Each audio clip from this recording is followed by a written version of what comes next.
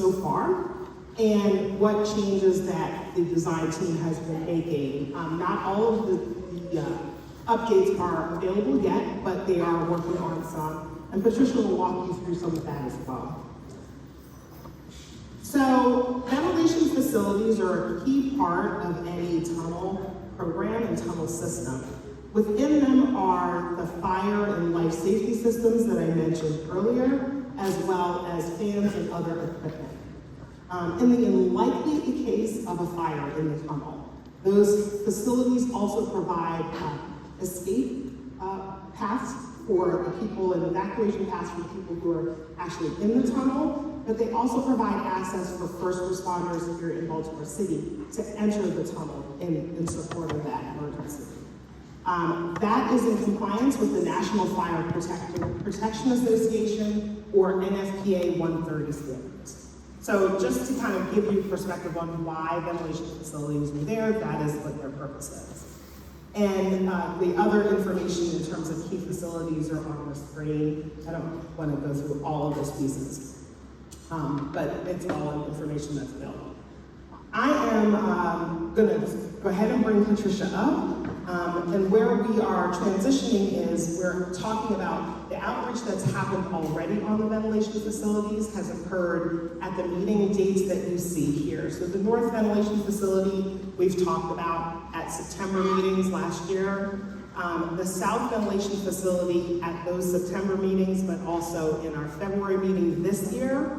And then the Intermediate Ventilation Facility, we've had a few more engagements on it.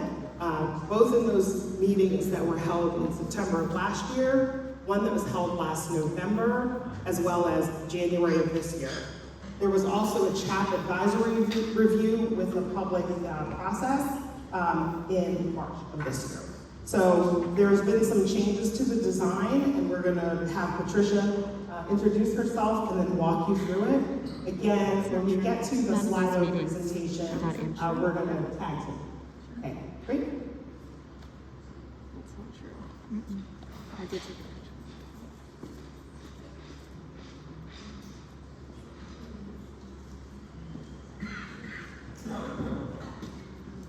Good evening, everyone. My name is Patricia Savasura-Kendo. I'm the architectural lead for the ventilation facility, and we really appreciate the opportunity today to present to you the ventilation facilities and the current design status. And we look forward to all of your input through the Slido survey, as well as through the comments that we'll receive after tonight. I think it's really important, since we'll be referencing that as we shape the design and as we move towards 90% environment. So we'll begin first with the North Ventilation Facility. The North Ventilation Facility is located in an industrial zone, and some of the adjacent buildings nearby are the MTA facility, which is northwest. Directly to the west of the building. To the west of the building is Jones Falls Expressway, which is I-83, so that's adjacent to the site. And also adjacent to the site is the North Avenue Light Rail Station. The facility is located in an industrial zone, but there are communities kind of nearby. So Reservoir Hill is across Jones Falls Expressway, as well as Mount Royal Terrace, and across Jones Falls is Remington and Charles North. I'd like to point out the significant elevation difference between some of the areas we're seeing on the plan. So the elevation of the facility at 0, so that's the ground floor level of the building. In reference to that ground floor level, Jones Falls Expressway is about 40 feet high than the building ground floor level. And in reference to the ground floor level compared to Reservoir Hill and Mount Royal Terrace, Reservoir Hill is about 62 feet higher than the ground floor level of the building.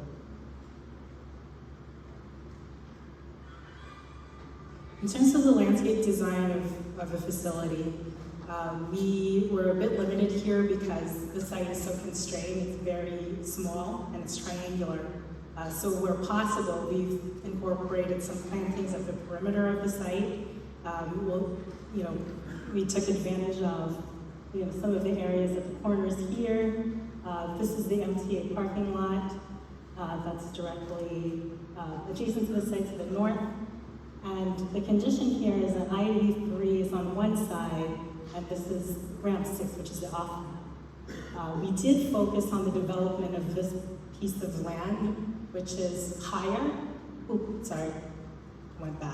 which is higher than the ground floor elevation of the site.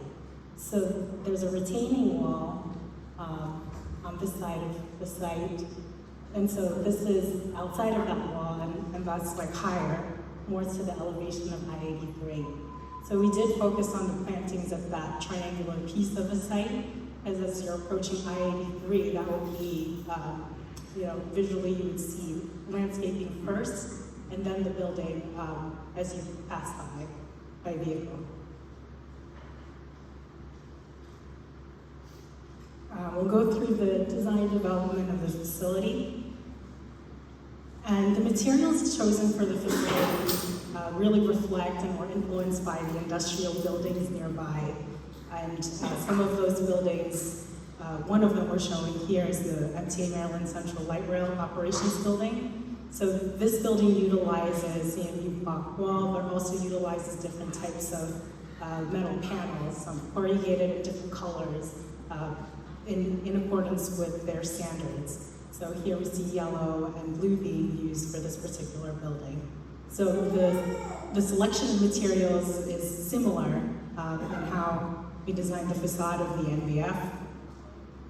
In the areas where there are no openings, we provided corrugated metal panel in a gray color, and contrasting to that, we've selected a lighter flat panel, just as striping or some sort of contrast to the gray.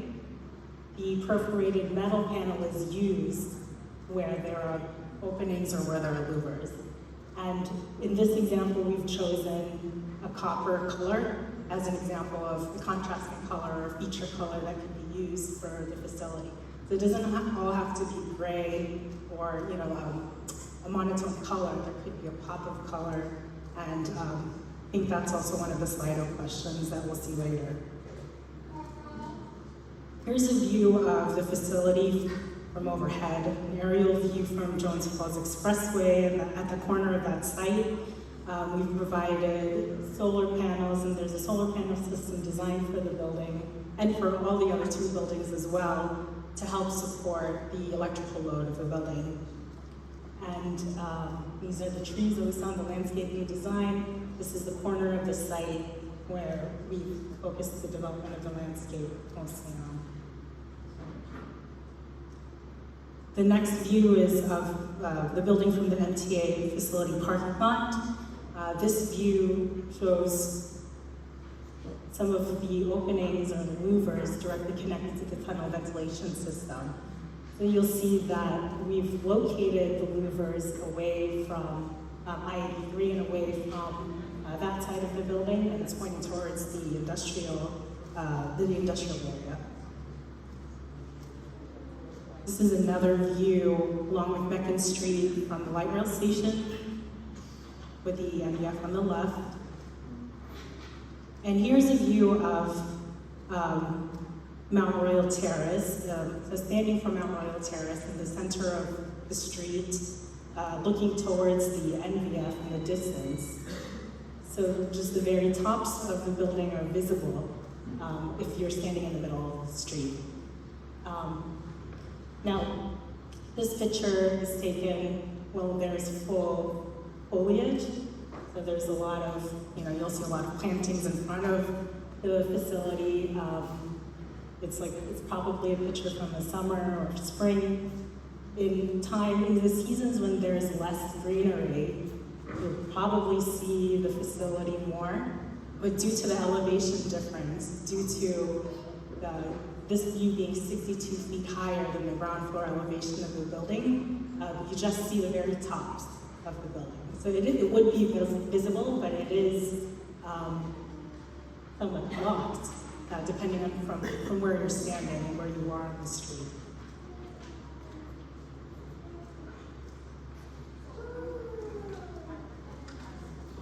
So to accommodate feedback, we decided to split it up by each facility, just to make it a little bit easier to remember what Patricia has just gone over. So if you use that slider tool that we were talking about earlier, I'll read that question out loud. For the North Ventilation Facility, what kind of color metal panel would you prefer? The options are copper, light gray, dark gray, or a combination of all three. So for that facility, that's what the question is.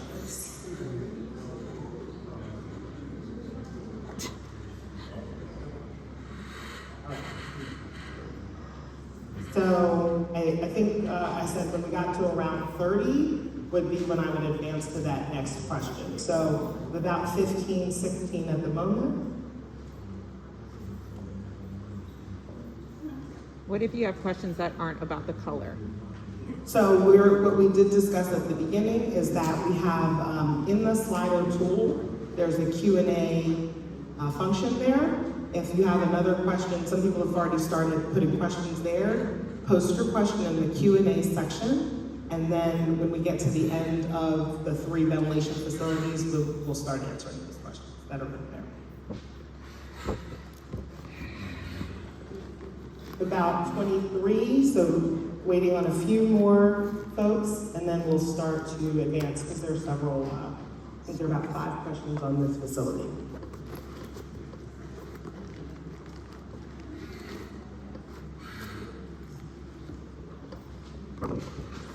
They thought this was a good follow-up in the Okay. community, so Just civil rights. trying to make sure I'm paying attention to the time, because it lasts time. Concerned about civil So rights and the they're next not question gonna- about the North Ventilation Facility, rank your preference for any additional metal panel colors you would like to see. So that would be blue, green, or beige. I believe the question also says no additional, but I can't recall off the top of my head. But I believe no additional was also an option.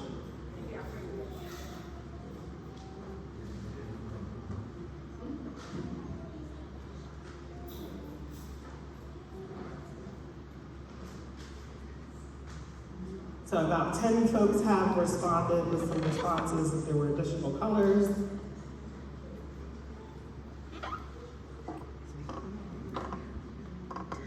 This is innocent.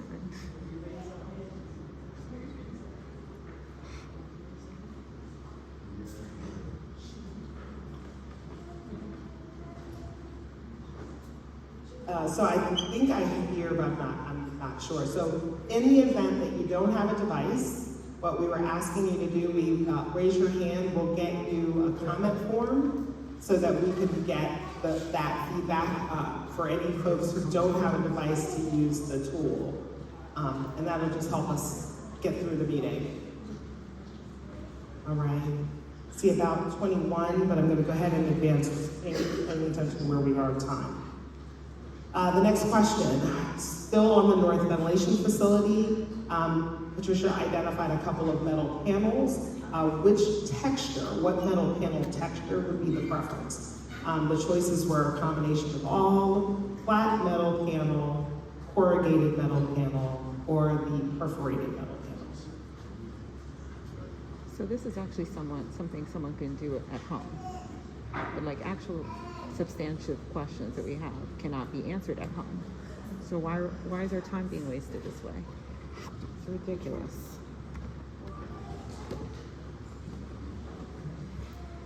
And if you're just coming in and you're joining, that QR code to participate in the slider is available, so anyone can add to that and can participate. Again, if you had any questions, if you wanted to put your question in the Q&A section of the slider, then we'll still have it to be able to reference. All right, and then kind of the last question in this section is if you have any other comments on the external facade and design or landscaping of this particular visible structure. So any other comments on this facade and landscaping of this visible project structure? Yes. If anybody needs a form. Oh, did anybody raise their hand? If you needed the form, comment form, just raise your hand. So that was the reason that I was reading all the questions out loud, and we'd be happy to help anyone. We have enough of our team to be able to support if someone needs help. One of my phones, can you ask how did they decide on the site? Okay, so I see a couple comments here. Giving ourselves. And then, are you ready? All right, so we'll go ahead and move to next section. Thank you. Only 5 comments. Okay. So moving on to the next two facilities, the intermediate ventilation facility and the south ventilation facility. But first we'll discuss the context-sensitive design. The context-sensitive design guidelines, which are guidelines created for the project to help guide the design of these two facilities. And these two facilities are located in historic districts. And the design guidelines really help ensure that the buildings are compatible with the locations that they're situated in. In these cases, for the IVF, that the building is designed to be compatible with the Reservoir Hill and Bolton Hill historic districts and the existing structures within. And in the case of the SVF, that the design is compatible with the Midtown Edmondson Historic District and the BNP Railroad Historic District. And some of the elements that are a focus were materials, form, scale, design, color, and texture. Form and scale, in this case, was a great challenge for our team since the building, both buildings are very large. They're huge buildings. They're meant to house, tunnel equipment, tunnel ventilation equipment, which are quite large. And the challenge really, or one of the primary challenges for us, was to try to make sense of the scale of the building with regards to existing context. The other stipulation for the context-sensitive design guidelines was that it provides the opportunity for the community to engage in the design process. And moving on to the south ventilation facility. So the site for the SVF is an industrial mixed-use zone, but it's also adjacent to an R8 zone, which is residential and urban row houses. So you'll see directly to the east of the building is the Midtown Edmondson neighborhood and community, which is primarily made up of existing row houses and the residential community. Directly across Amtrak alignment is Bridgeview Green Line. So the industrial mixed-use zone extends across Amtrak alignment until you'll see some of these buildings here are large and still in the industrial zone, but moving past that, the residential community again in the next block after that starts existing. At the SVF, the landscape design, here we had a little bit more room as compared to the NVF. We've provided plantings at the perimeter of the building at all sides. So some of these plantings include shade trees, flowering trees, different types of grasses, shrubs, and perennials. We've scattered that at the perimeter of the facility.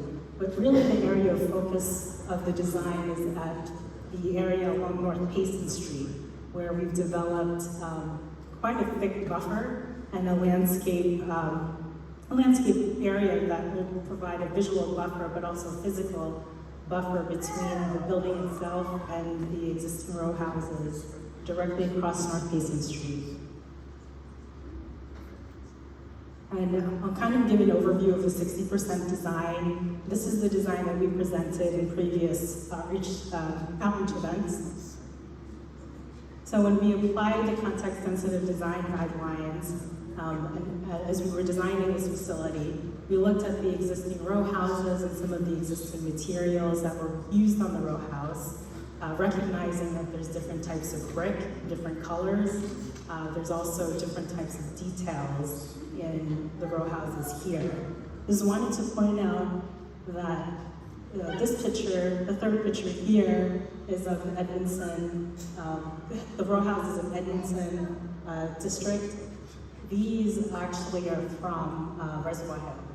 So we placed it here, but forgot to label it, so apologies for that. But we wanted to highlight the differences between what the details found in Reservoir Hill, which is up here, and some of the details that we observed at this neighborhood. They're really quite different, and so we wanted to treat each of the buildings in a very different manner.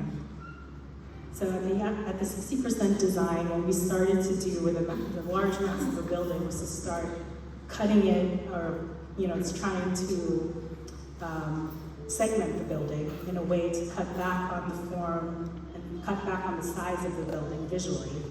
And so we introduced the idea of segmenting the building through the different use of materials. Here's another view along North Payson. You'll see that landscape element, that landscape buffer that we've designed. There's also a bio-retention basin located at this area here to provide more of a separation, but it also helps mitigate the stormwater and rainwater runoff of the site.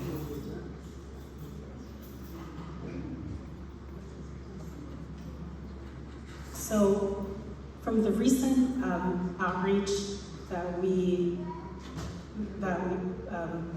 had done for this building, we received a number of comments from the public and a number of recommendations, mostly focused on the exterior of the building, but also regarding building height.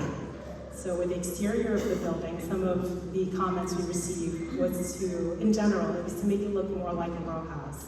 So in doing, how do we do that? In doing that, some of the comments and recommendations that we received was to revise the window shape and size of each of the window openings to be more consistent with the existing row houses, to revise each of the bays so they're not as scattered, to add visual weight to the base of the building, and I guess to also address the color palette, or more specifically the brick color that was chosen.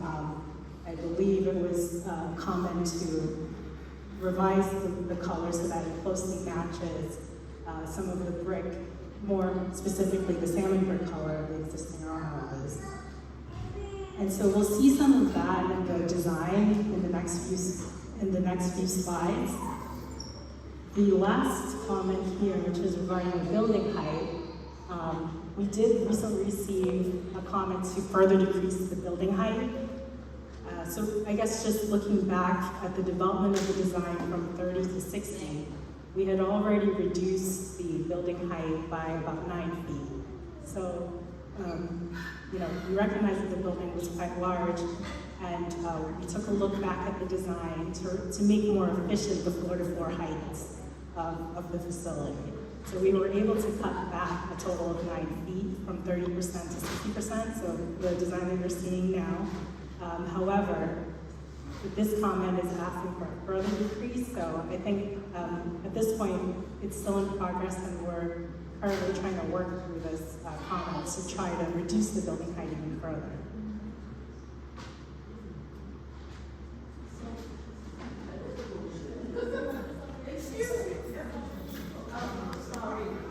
So I'll come to the design development. You showed Mason Street, you showed Reservoir Hill, you showed a little bit about across the street from the children's school, and we still are disputing that. So why are we here? So Leanne, here's what we are gonna do. So we talked up front about how we're gonna move through the meeting so that we can get that public comment, which people have been trying to provide. So we want to make sure that we can do that. And then when we get to the end, we'll accept comments. And that's just to let the designer get through the presentation. So that's why we have questions after each section and an opportunity for you to write in comments after each section. That's the best way for us to make sure we can get all of the information shared and get feedback.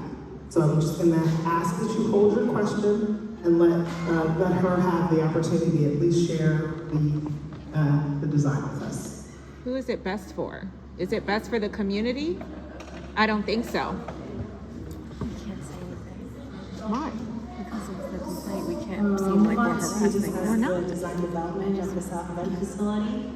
So in the next series of slides, you'll see the 60% design and the current design, which is at the bottom. I mean, I got your back if you want to. I mean, I got your back if you want to. It's not harassment. I have the right to ask that question. Listed on the list on the Harassment is right. like heckling. So we've adjusted the windows, we've adjusted the continuity through the bases and the cornices. We've also taken a look at the materials again to make sure they're more compatible with the existing materials on the buildings. And we'll just kind of walk through some of the changes here and to try to make sure that everyone's following. So the uniform bay and the revision on the design, as you can see, if you compare the top to the bottom, we've revised each of the bays to be more uniform and each segment to be more uniform, similar to the existing row houses on the site. And whereas before they were much more different. They're pretty scattered, they're all not the same. So that was, I believe the comment was that it was throwing off how compatible it was to the existing buildings. The next revision that we made was to look at the windows. In the previous design, we had niches, which were brick, so they were not true windows. They were brick niches, and some had louvers, and there was an ornamental screen in front, a decorative screen in front of each. In the current design, we've revised to provide true windows with glass. The glass could be tinted or to hide the interior, but each of the window openings themselves are narrower and much taller to the proportion, and matching the proportion of the existing row house windows. In terms of continuity of the building, we've addressed it two ways. So one was to provide a more continuous cornice at the top, whereas before it was pretty choppy. Each of the segment had a different cornice detail. So that was giving an overall separated look. And the second way we provided more continuity was to provide a continuous base at the perimeter of the building. And we made a much thicker base, whereas before it was just one thin band across the whole entire building. We've increased the thickness of that base and changed the material. In terms of the finishes, we've adjusted the red specifically to be more of a salmon red brick, so more of an orange tone or brown tone rather than like a bright red as before. And this is something that we'll work through the specifications as well. We'll keep in mind and also probably have a sample of the existing materials that are on site. And as we develop the specifications and working through the final design and then into construction, we use that as a sample reference to make sure, we're comparing it and going back to make sure that they're compatible. And the last item I'd like to discuss for the SBF is that we've located an area along the building to provide a possible location for an art mural or artwork. And this could be highlighting something from the community or a local community artist or an artist local to Baltimore, if there's desire to do that. So there is a large parcel,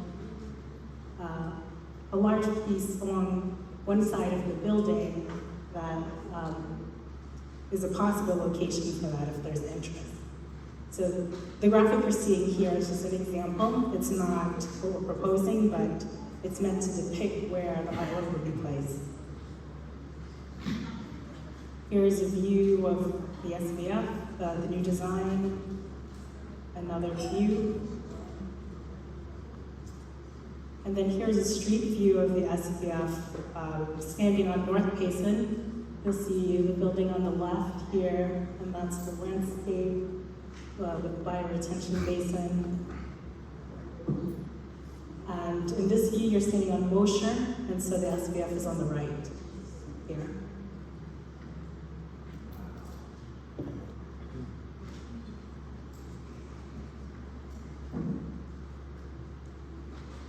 Okay, so going through the south ventilation facility questions, the first is, for the south ventilation facility, is it a preference for windows or recessed brick? And their choices were glass windows or a recessed brick niche, which was what was shown during the 60% design.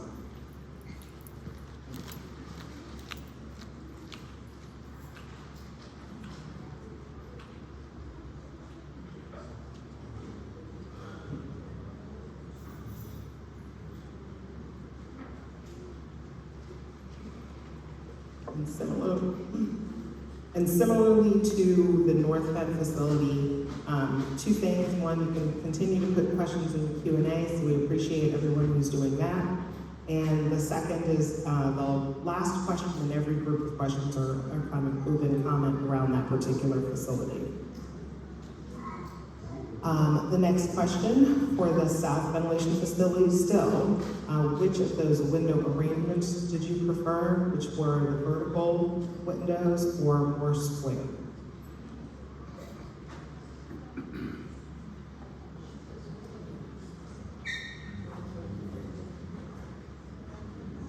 This is a serious waste of time. We could be asking more important questions. Even from the wall center systems, like it's just trivial, yeah. Meaningful engagement. Meaningful. What does that mean? I don't think it's All right. So, mentioning the base of the buildings, what type of finish is preferable at the base, which is a masonry block, or the belt course, the horizontal band? So those were those two options, the masonry block or the belt course.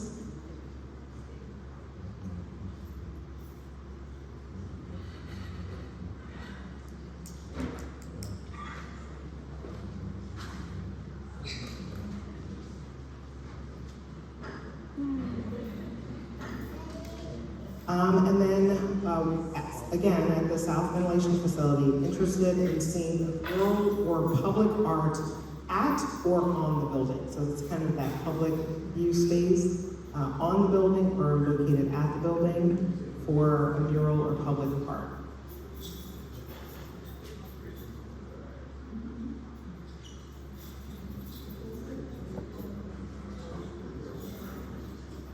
And the example that Patricia showed had art just to kind of show a placement, but not what the art would actually be. So just for that clarification. Then going to the color palette preference for the brick used on the facade of the building. That was the red salmon that you saw on those renderings. Cream, gray, or a combination of those colors.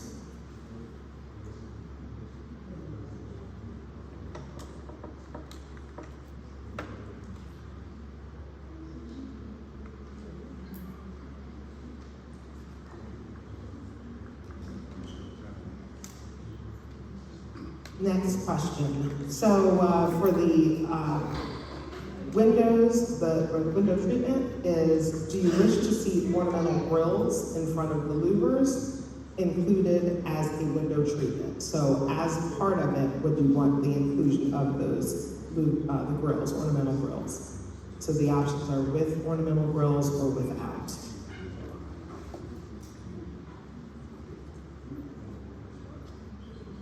Sorry about that one. There we go.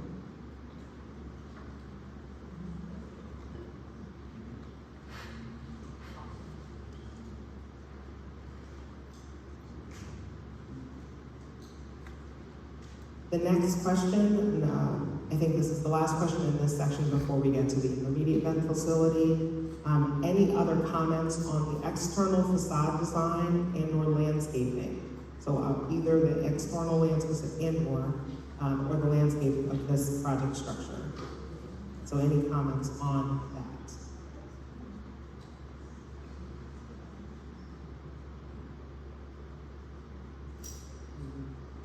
We'll give a couple moments because I see several people responding, and then we'll move to the intermediate vent facility.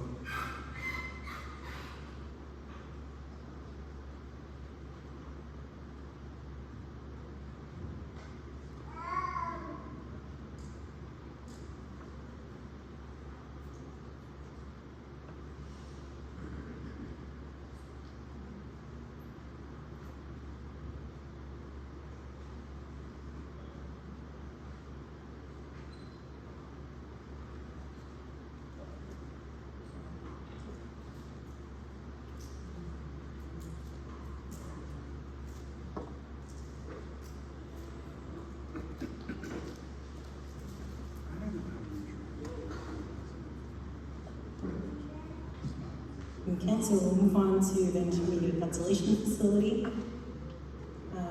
The site for the IVF is located in, well, the zone is commercial. The actual parcel is commercial, but immediately surrounding that property are existing row houses and the primary residential. Reservoir Hill is a community in which the facility is located in. Bolton Hill is right across West North Avenue. And in this facility, the Dorothy Height Elementary School is across Linden Avenue, directly across the facility. And across Linden Avenue and along West North Avenue is a Reservoir Square, which is the site of a future development.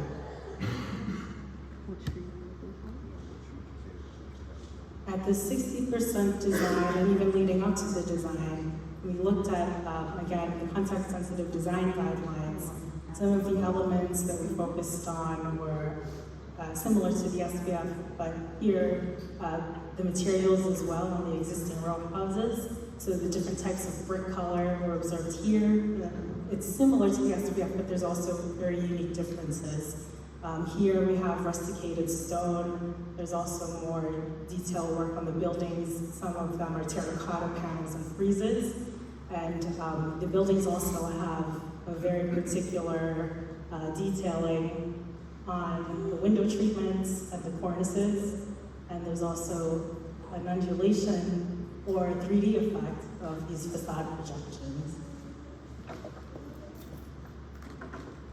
So in recognizing the existing materials and details on site, when we looked at the building and started to develop towards 60, we took the same approach as segmenting the building initially. We had a massive building in a somewhat residential, primarily residential neighborhood of row houses. So the challenge here was to cut back on that mass visually.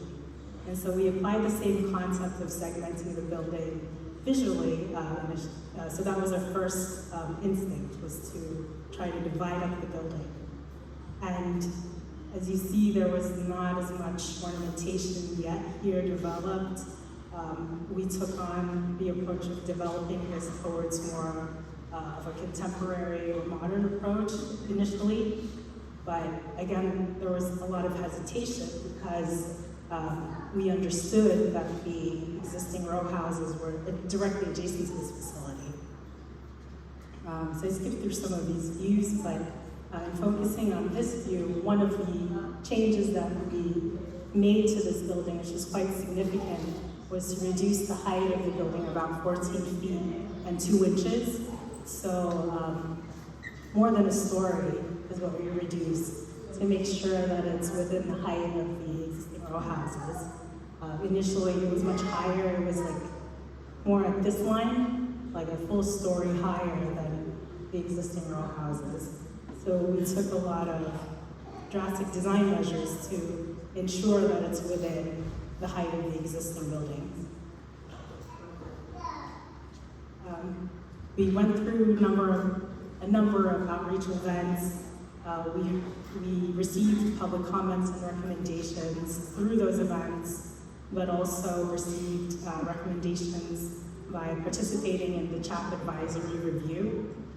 So we received some comments and recommendations from the commission as well. Most of the comments were focused on these 2 points. One was on exterior design, and then a number of comments was also regarding the second building footprint. So for the exterior design, this is the next set of slides, and the current design right now reflects the changes that we made due to the comments on the exterior design. So we'll show 2 options today, 2 versions of the building exterior, and we'll hope to get some input from everyone on that. But as far as exterior design, we did receive a number of different comments from different groups. The CHAP Commission, in general, more so recommended a more modern approach to the building, a contemporary approach. But there were some comments from the community and also some of the CHAP members as well, seeking that the building be revised to be more historic. And so a more historic building with ornamentation, different types of ornamentation and detail so that it closely matches the existing in that way. So really it's a matter of, it's really a gray area of how to be more compatible with this neighborhood, whether to go more modern and design according to the West North Avenue buildings that we'll see in the precedents, the next slides, or to match the existing historic buildings, which are heavily ornamented and very unique. So we'll see the exterior design in 2 options in the next few slides. The second set of recommendations we received was regarding the site and building footprint. So these are currently in progress, and we won't see any changes to the design as a result of it, because the team is currently working through these sets of comments. One is regarding Alley 14, and we have a slide on that later in the presentation. We also received comments regarding relocating the parking lot to the back side of the building and to reduce the impervious pavement. We received comments to revise the building footprint to provide for a more consistent setback of the building to match the existing buildings on West North Avenue. We also received comments to redesign this facility to activate the sidewalk more, to be more conscious of the sidewalk. So in the first option, we looked at different precedents on West North Avenue. The first one is one of the micro buildings. This one is residential, and it's along West North Avenue, close to the site. Here's one of the precedents we looked at, and the second one is the Health and Human Services building, which is further down West North Avenue, but both are examples of more contemporary design for newer buildings along West North Avenue. Here's the contemporary option, our revised design.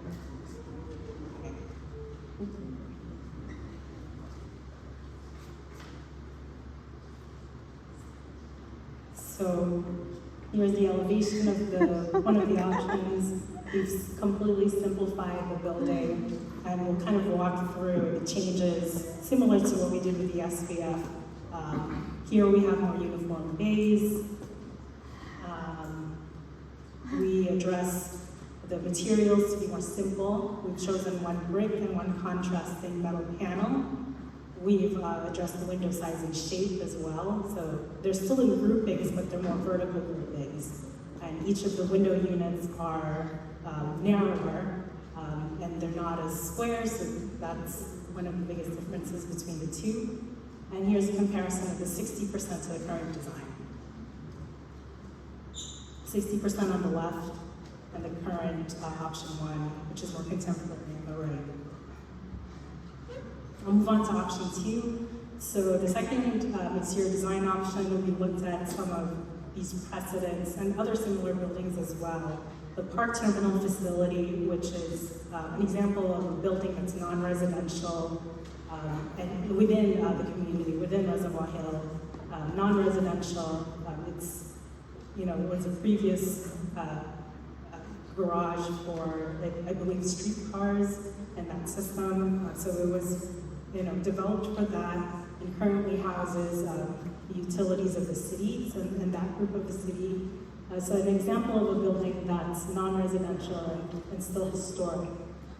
Here is one of the row houses that we saw and some of the details that we gravitated into. Here in this case is a multi-story bay window.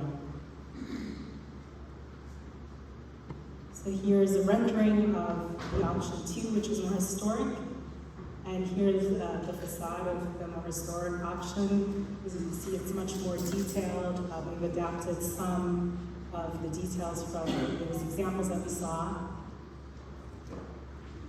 And in comparison to the 60, again, we still address the bays being more uniform. Here, they're completely more uniform as compared to the contemporary version of option 1. We have added new types of windows. We've added arched windows, a multi-story bay window, and again, here we address the window size and shape.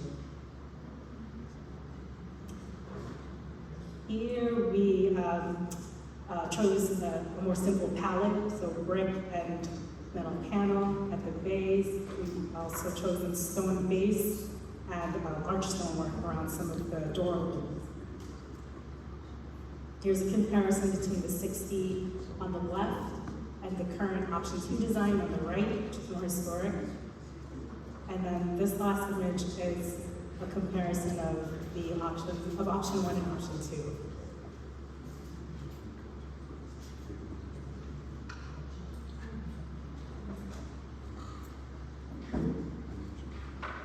All right, this is the last, I think we have one more set about landscaping, correct? As we're asking questions on the intermediate vent facility, do you prefer glass windows or recessed brick? So some of these are similar questions that you saw on the south vent facility that are similar on the intermediate vent facility.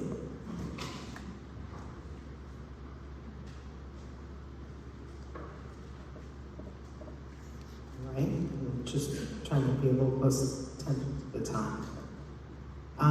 Again, if you prefer the bay windows, so Patricia just kind of highlighted that bay window option.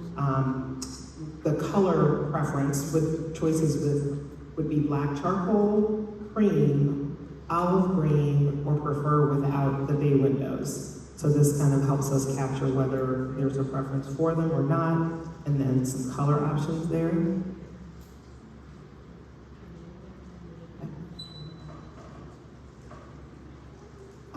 So for the intermediate vent facility as well, a question about ornamental grills in front of the louvers as a window treatment is a with or without question. Which would you prefer, with or without ornamental grills?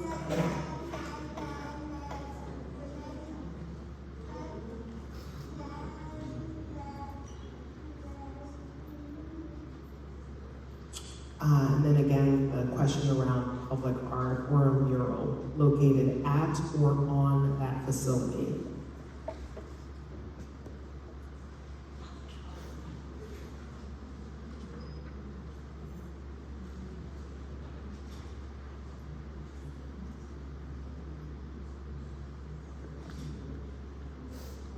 As changes have been happening to this facility design, trying to get a sense of preference on which is most appealing, historic or contemporary for the intermediate vent facility.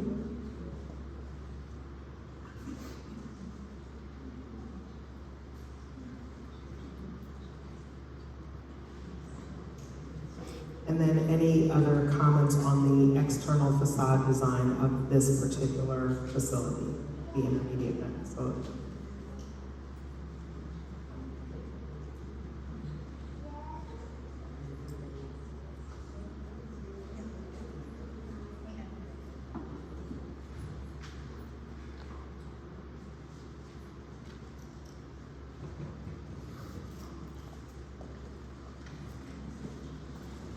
we're moving on to Alley 14, which is the Jordan Street connection. So I guess to summarize this part of the design, so essentially the building placement is cutting off the connection of the existing connection of Jordan Street to West North Avenue. And to address that, the design has provided Alley 13 initially. So we initially just had this connection. So if you're coming down Jordan Street, you would have to turn left on Alley 13 and go all the way around the block to access West North Avenue. And in response to that situation where we're now, there is now a longer route to reach West North Avenue, the design team investigated ways to provide a better connection to access West North Avenue from Jordan Street or Jordan Alley. And so one of the options that we came up with was to provide a connection directly to Linden Avenue, which we're calling Alley 14 on the set of plans. So Alley 14 is still, the status of its inclusion in the design is still pending. It's pending a couple of different things, like one of it is pending input from the community. And we'd like to hear your input on whether this alley should connect to Utah Place or to connect both to Utah and to Linden. So you'll see that in the next slide of question. And we did want to mention that some of the comments we received from the CHAP advisory review was to consider the impacts of Alley 14 to the pedestrians and to current vehicular traffic. So to consider, in providing this connection, consider what that means for some of the pedestrians on site and some of the school children, that may be walking on site to access the school, but also consider the impacts of that alley to the current vehicular patterns. And so that's something that, a comment we received from the community as well as from CHAP. And depending on whether this alley is included on the design and moving forward or not, it does impact the rest of the site design decisions that we received as comments from the CHAP Commission as well. So it does, whether this alley is here or not, it will affect whether we can relocate the parking lot or whether we can reduce the impervious pavement. It may also affect whether the building footprint can be set back or not. So we're kind of waiting on this, and in order to look at the site again and to revise the site design. So this question is preferred connection to the existing Jordan Street alley, connect to Utah Place only, or connect to both Utah Place and Linden Street?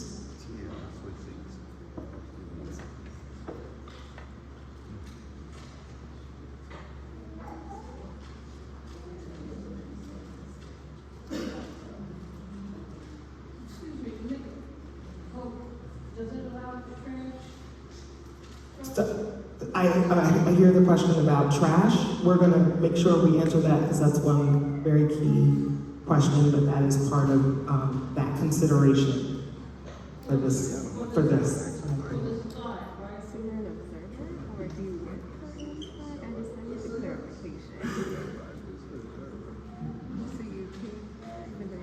I'll move on to the landscape design options for the IVF.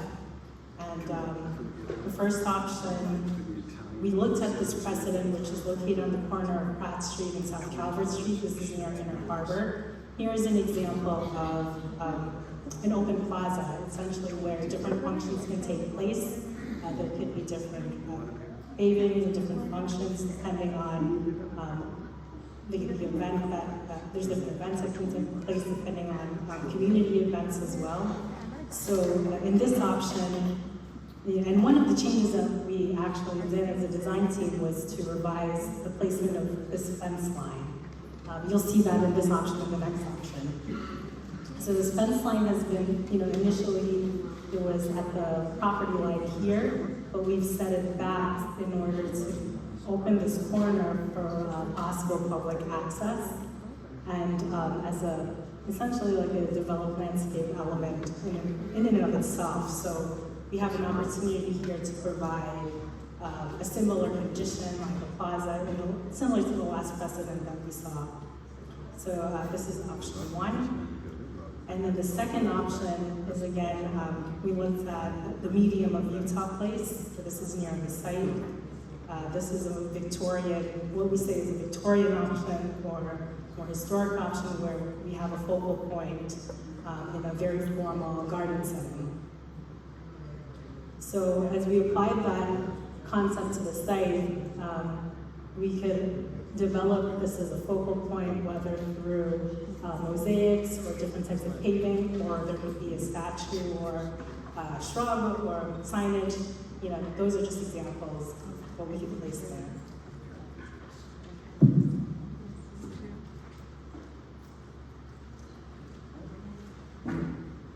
And that's, these are the last two questions here. So for that public green space at the corner of Utah and West North Avenue, would you want to have seating? This is the first question.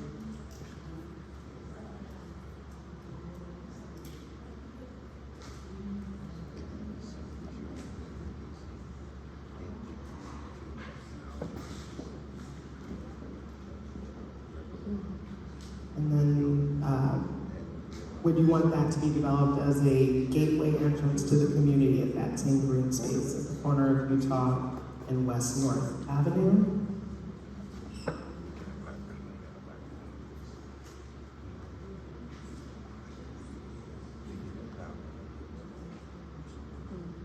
Thank you. And then the last is between those two landscape design options, which was most appealing.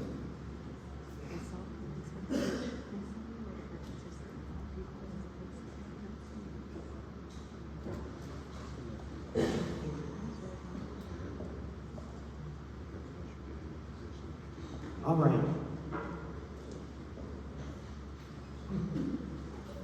So we're going to get to Q&A. So here's what I'm going to do. So we have questions that have been submitted through the Slido tool. The Slido, one of the great things about this tool is it does group questions together so that I have a little bit ability to try to ask the question, respond to those questions in that order. And then the second piece is that we are going to take this same survey instrument and make it available online on our website. So people can continue to provide comment on this, and that will be available to the designers. So you are able to provide comment here during the presentation, but also we want to make sure that people still have time to provide comment. These comments are helpful for the designers as they're finishing up the design and doing their submissions, and getting community comment is a key part of what we are doing here. As we're going through this, I said I'm going to start with some of the questions in the chat, but because we've got a little short on time, I also want to make sure I have time for people to ask comments. I have 2 microphones that are available, and they're coming towards the front. Thank you. And will be available. We're going to ask that people please raise your hand. We'll send that microphone up to you, and you'll be able to ask your question. So we just want to make sure that we have a little bit of order as we're working through. When I'm looking through some of the questions that we have here, a couple things. In past meetings, we've had a Q&A session. And what we have done following those meetings is the questions that we collect, we provide written responses so that everyone has them available. We have some copies of those written responses in the back when you checked in, so that's one option. The second is that we have a QR code that will take you to those questions and where the answers are on the website. So you'll be able to find answers to some of those there as well. Looking through questions on the design and the color choice, there's a question about the south facility. The south facility has all of its green space fenced, and looks like other Amtrak green space along the sound barriers are fenced in as well. Asking whether that green space will ultimately be available.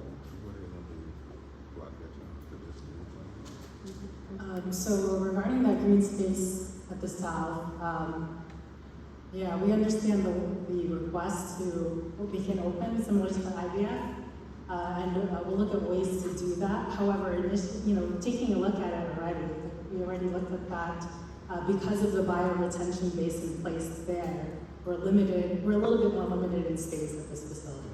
However, we'll keep trying to figure out ways to provide maybe small areas where the community may access. So we're still in the process of doing that, but as of now, that's why the design is shown as is, where there's no space right now. And so the follow-up to that question, could any of that perimeter landscape land be dedicated for community use at that south end facility? So likely not, like in the areas towards the Amtrak alignment, so not on the opposite side of the site.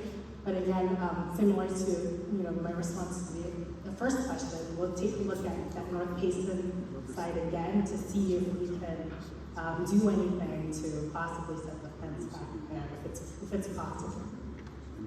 Last question on the south end, why isn't a stone face an option in that piece or a continuation of the window pattern? And that's specifically on the south end. So in some of the existing row houses on site, that stone base was just at the base, so we didn't really see it like up high. So therefore, we isolated towards use, just at the base in matching the rest.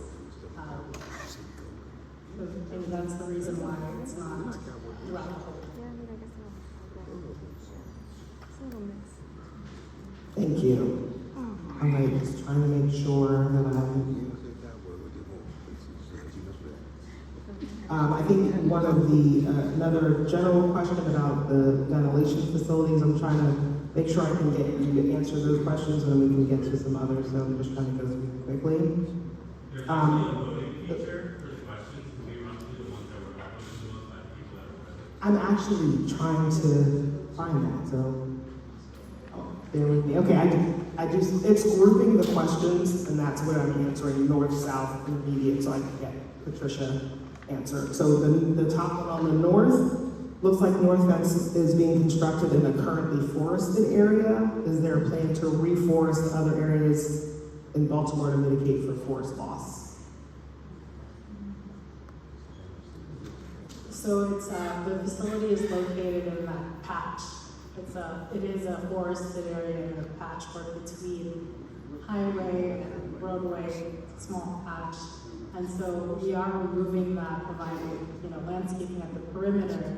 But as of now, the project, I don't believe we have plans to provide other forested areas to offset that. But I do want to check with our landscape architect. You want to say something? Sure. We are looking for other areas to add landscaping. We did a sketch recently for Baltimore City for an area near one of the track improvement areas. So we're continuing to look at that.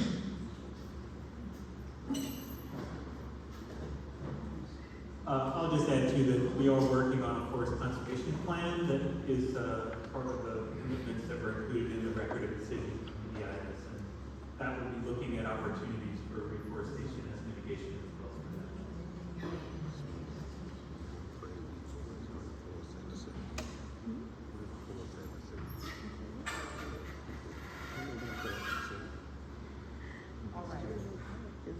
Okay, so I'm going to pause and let people ask questions. I'm going to pause on what's here, and I see a question hand here, two back to back on the left, and then Carl behind you. I'm Deborah Lawrence, and I am very disturbed with this process. Okay? We only had one outreach meeting over here in Bolton Hill. When we had that meeting, I specifically asked about how could a plan be put in place without the community's input. No answer. Okay? No answer. And subsequently, our biggest concern also was these ventilation systems being so close to the urban community. I don't care what anybody says, it's a danger and a hazard. Yes. And it was sold for the lowest bidder, as opposed to being put outside of an area that is heavily traveled by pedestrians. Second of all, it was so important to me that I went and became a part of the Transportation, United States Department of Transportation Advisory Committee on Equity. This past Friday, the Secretary, United States City Secretary, acknowledged that a lot of these meetings have been put in place without community input. That's right. That's right. That is not the community. There is nothing about the community, and another aspect of it that you're talking about taking away homes under eminent domain and literally paying them chump change. That's right. And where are they supposed to go? With no plans. That's why I said there's no input from the community in terms of period. So subsequently, since this department and your plans don't want to meet us on our grounds, we're going to meet in another grounds. You chose the battle, but we're taking it to the war. I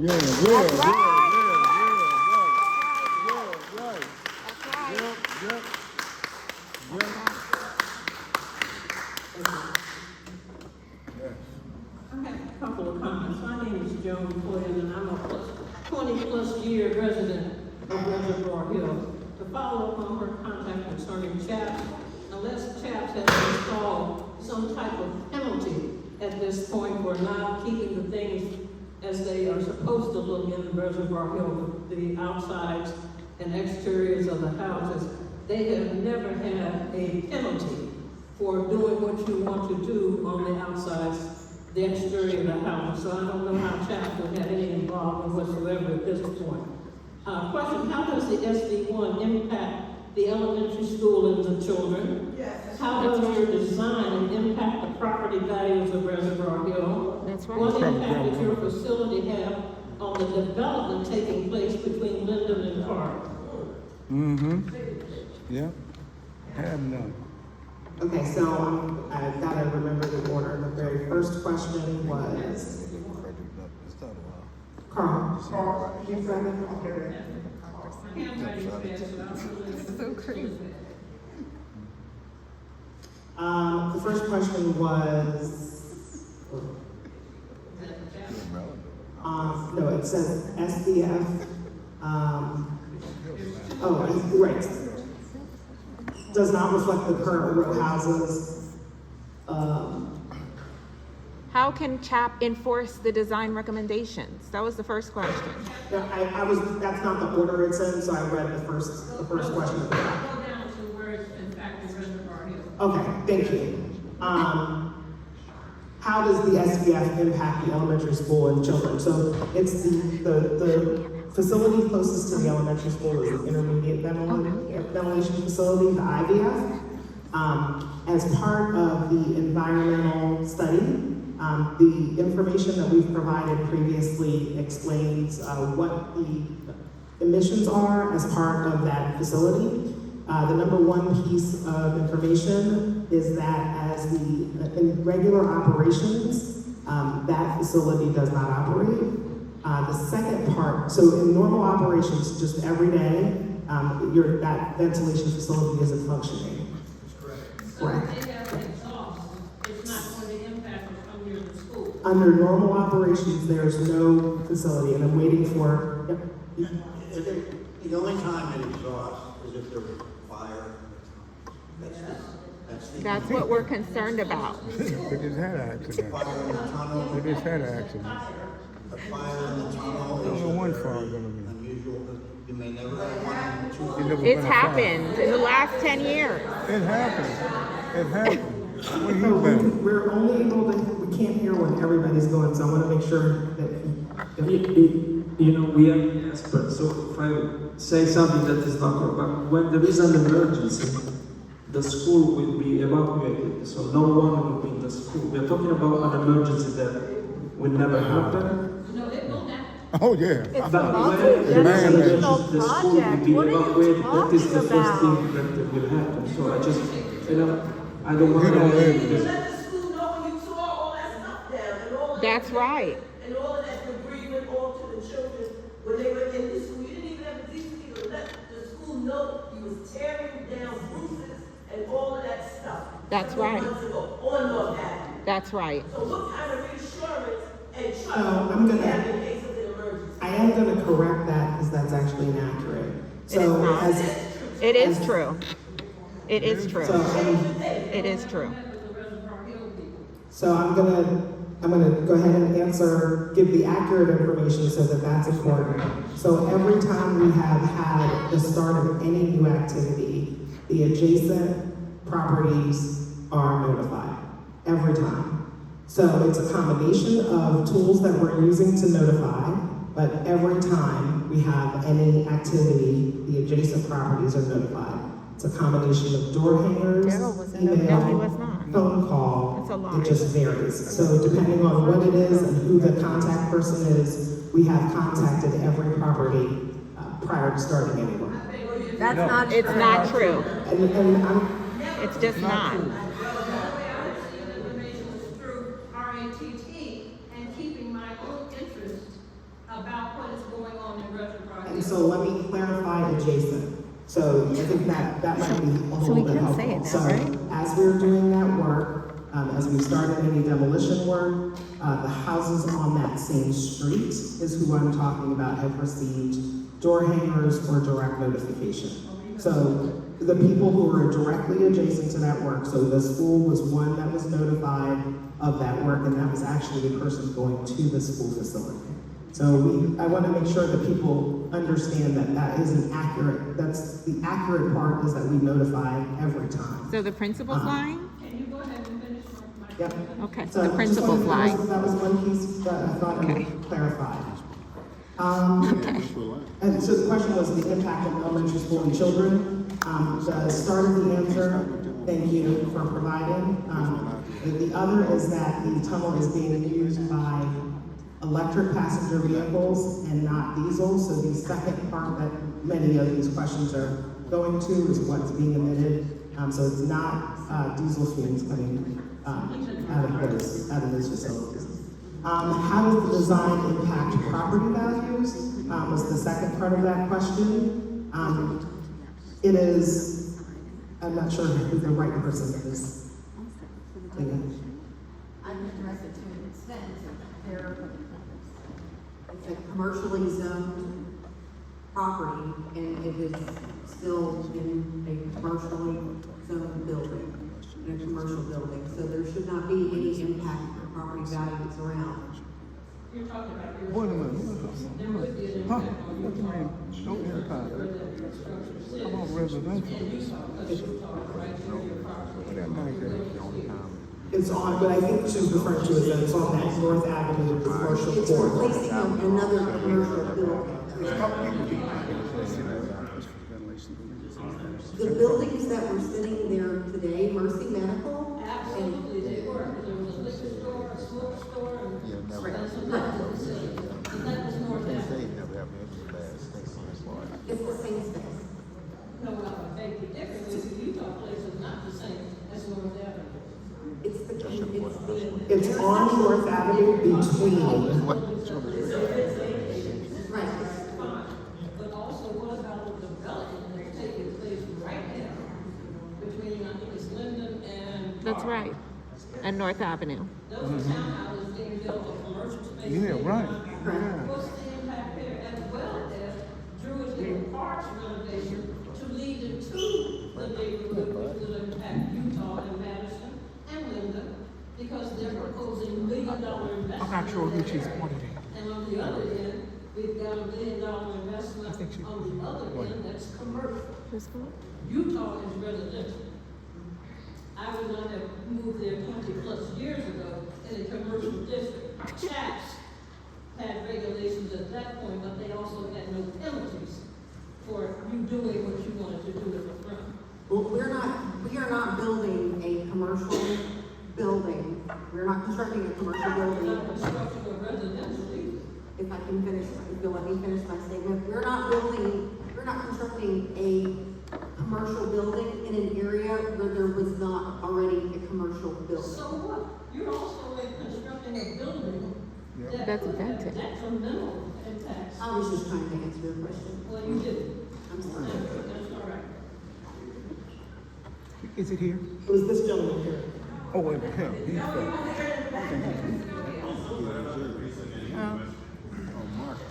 I can go. Oh, yeah.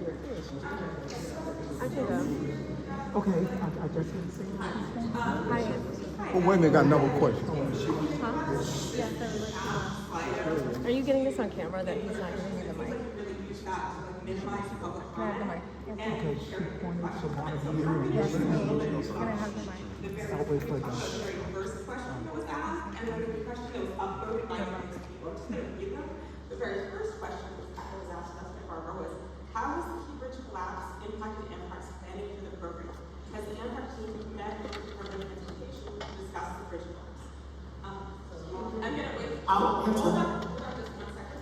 And then I'm also going to go to the most popular question, which was asked by Ethan an hour ago. And again, I'm doing your job. Instead of cherry picking questions, you should have looked at what people were actually asking and what they were interested in knowing. Ethan asked, and this was uploaded by 10 people, are there similar ventilation facilities in other populated areas along the Northeast Corridor? Can you discuss the environmental impact from those facilities? So I would really appreciate it if you would answer both of those questions. And also, I would appreciate it if you actually paid attention to the input that is coming from people in this room at this meeting right now. Thank you. Thank you. So I will repeat what I did say at the beginning of the meeting, so maybe not everyone heard. One of the things I said is I'm going to focus my attention on the agenda, the formal agenda that we provided, which was on the design of the facilities first, and then we would move to the other questions. So I just want to clarify that I did say that at the beginning, before the meeting started. We are willing to answer the questions. Number two, we will continue doing what we have done, which is to provide written responses to questions that we don't get to during the meeting. That allows us a chance to make sure that we have the correct answer provided by the correct official. So I'm trying to move through, but I will let you answer the first, and then David, I think the second. No, I wanted to comment on the question about similar facilities on the Northeast Corridor. I'm the tunnel ventilation lead for this project. Have been working on these kind of facilities for the last 30 years. But much of the same team has designed 2 buildings in New York immediately against the NY Langone Medical Center. I mean, we're within 15 feet of the emergency room entrance of the hospital with a ventilation building. And I've not had any incidents or issues and worked out the design with the hospital. Is it the same size? What size is it? Where in New York? 34th Street, the First Avenue. What is the square footage of that building? We're gonna let you answer the question that was asked first. Then we're gonna take that microphone to the back and let her ask her question in the back. And then we'll come up front and let her ask her question in the front. But we're gonna use the microphone and we're gonna make sure that we're answering each one in an orderly fashion. Thanks.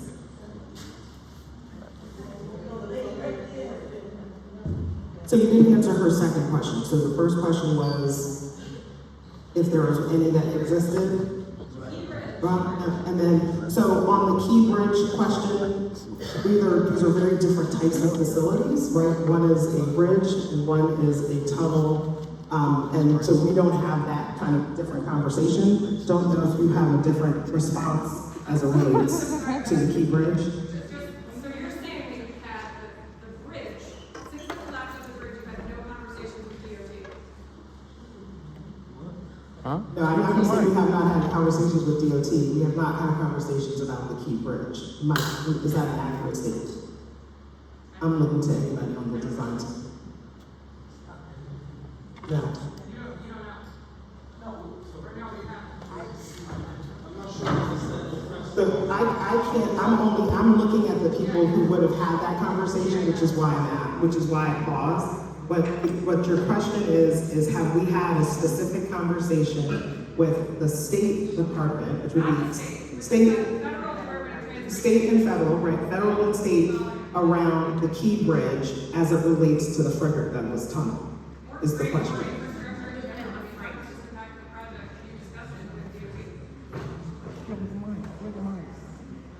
So, we didn't discuss specifically the bridge. We expressed, first of all, our condolences, obviously, for the victims of the tragedy, and we received support from the city, in particular DOT, that we keep working together, but the two projects are really not connected. As of today, I can say there is no correlation, there is no impact, and we are obviously available in case the DOT wants to discuss for some reason any kind of correlation, but I don't understand 100% your question. The reason that I asked Yes. is because, You with the money. The reason that I ask is because though it is a distinction between phase 1 and 2, it is a semantic distinction, the distinction between electric and freight. And as a taxpayer, as everyone else in this room is a taxpayer, a $6.5 billion tunnel that doesn't involve freight in a city that has the deepest customs port on the East Coast would be insane. We've all understood that this will include freight from the beginning, and the Key Bridge, the collapse of the Key Bridge has changed the way that freight is routed through our port. It's rebuilding it is going to change the way that freight is routed out of the port. So how does that affect this tunnel? It has to affect it. Great question. Great question. Excellent question.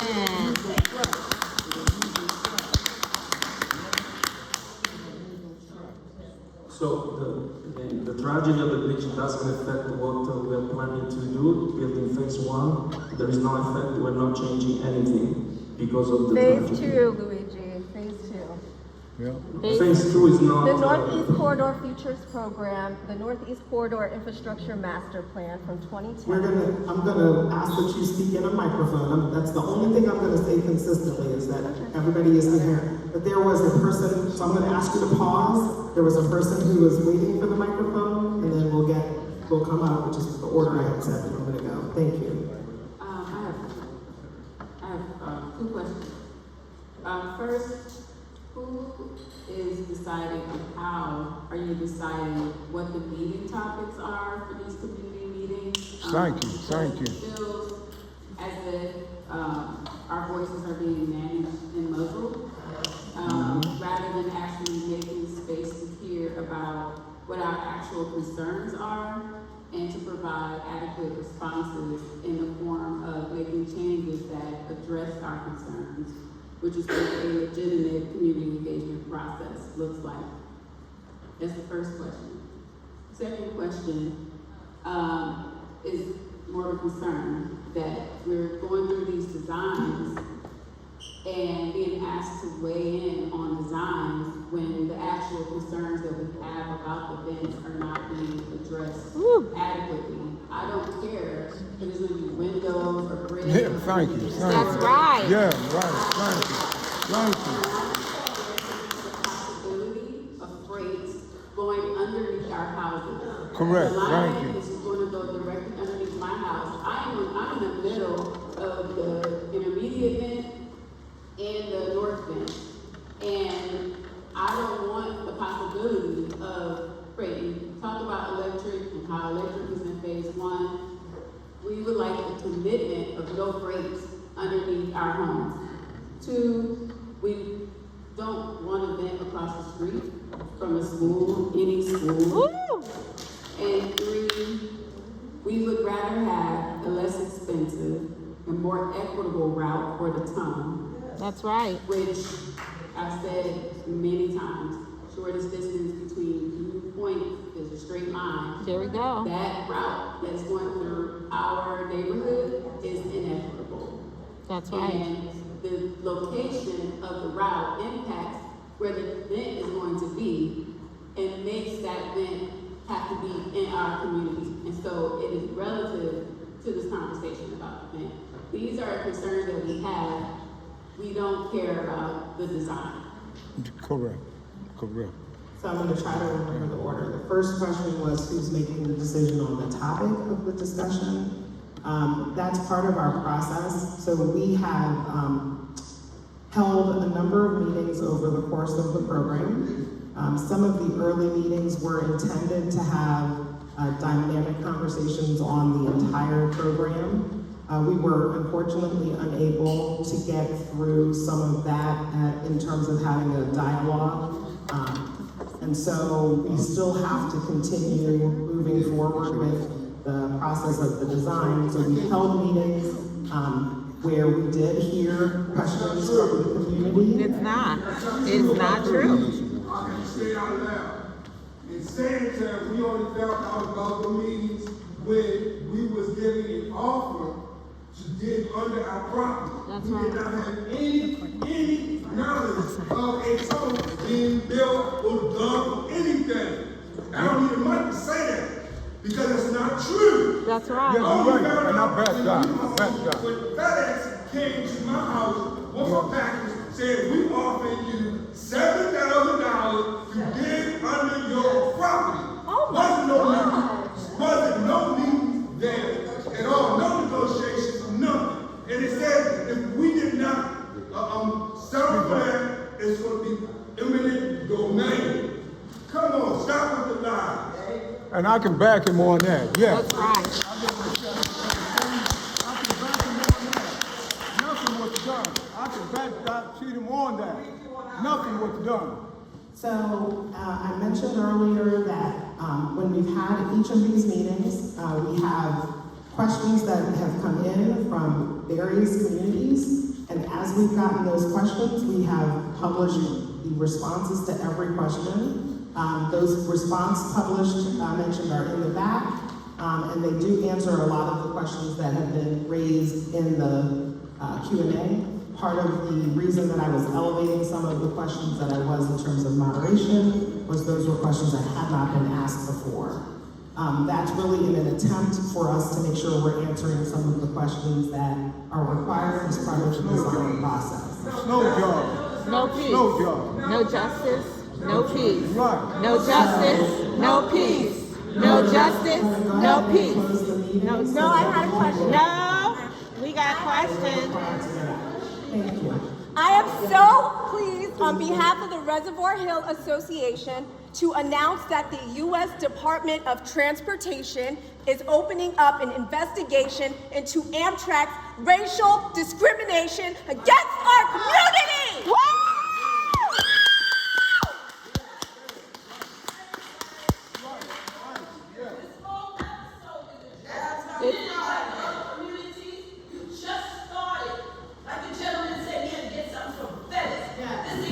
Snow job. Want a snow job. Want a